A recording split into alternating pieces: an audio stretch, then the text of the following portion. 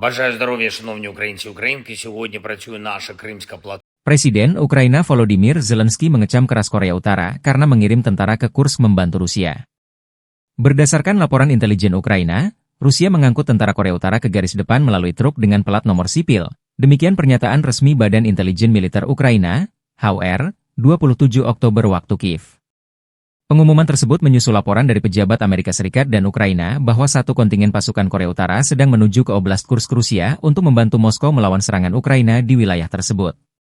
Petugas polisi Rusia pada 27 Oktober menghentikan sebuah truk KAMAZ dengan plat nomor sipil di Jalan Raya Kursk-Voronezh, kata HUR melalui saluran telegram resminya.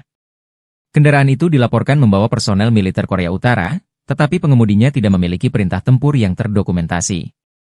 Dalam komunikasi radio yang disadap, petugas dari Brigade Marinir terpisah ke-810 Rusia mencoba menyelesaikan masalah truk yang berhenti, menurut rekaman audio yang dipublikasikan oleh HUR.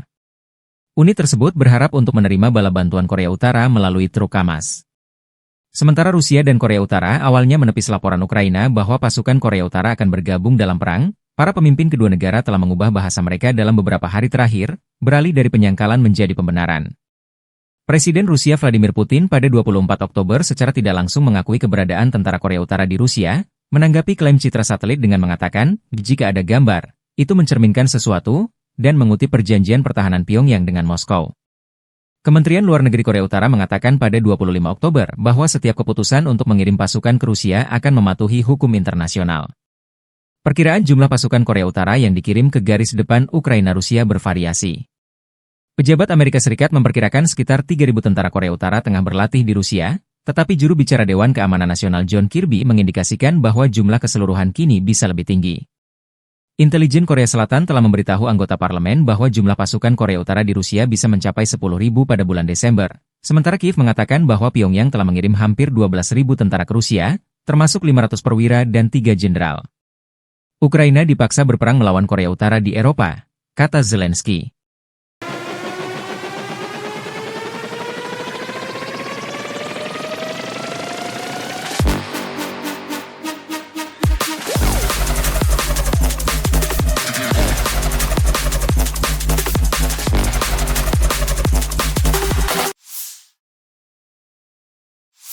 Подразделения группировки войск «Север» на Харьковском направлении нанесли поражение формированием 31-й механизированной и 57-й мотопехотной бригад Вооруженных сил Украины в районах Липцев и Гоптовки. Потери противника составили до 40 военнослужащих и 3 автомобиля. Подразделения группировки «Запад» улучшили тактическое положение. Нанесено поражение живой силе и технике 53-й, 60-й механизированных, 95-й десантно-штурмовой, 3-й штурмовой бригады, 107-й бригады территориальной обороны ВСУ в районах Донецкого, Серебрянского лесничества, Боровой, Петровского.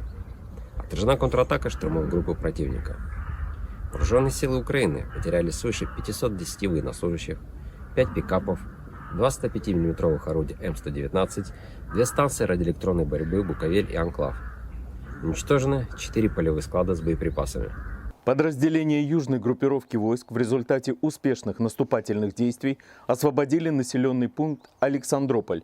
Нанесено поражение формированием 23-й, 54-й механизированных, 3-й, 10-й штурмовых, 79-й десантно-штурмовой, 46-й аэромобильной бригад и 37-й бригады морской пехоты в районах Часова Яра, Звановки, Северска, Дачного, Веселого Гая и Курахова.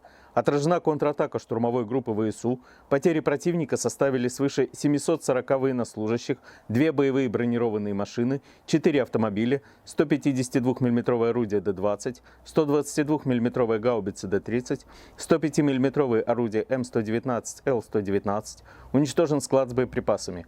Оперативно-тактическая авиация ударными беспилотными летательными аппаратами, ракетными войсками и артиллерией группировок войск Вооруженных сил Российской Федерации нанесено поражение инфраструктуре военных аэродромов, местам хранения ударных БПЛА, а также скоплением живой силы и военной техники противника в 149 районах. Средствами противовоздушной обороны сбиты 2 управляемые авиационные бомбы «Хаммер», 4 реактивных снаряда «Химарс» и 25 беспилотных летательных аппаратов самолетного типа. Подразделения группировки войск «Центр» продолжили продвижение в группе обороны противника. Нанесено поражение живой силе и технике 100-й механизированной бригады, 119-й бригады территориальной обороны ВСУ и 12-й бригады Национальной гвардии Украины. в районах Щербиновки, Дзержинска, Березков и Клебан-Бык. Отражены 6 контратак штурмовых групп ВСУ. Противник потерял до 545 военнослужащих, 2 боевые бронированные машины, 3 автомобиля, 152 мм гаубицу М100Б, 152 мм орудие Д-20, 100 мм пушку Рапира.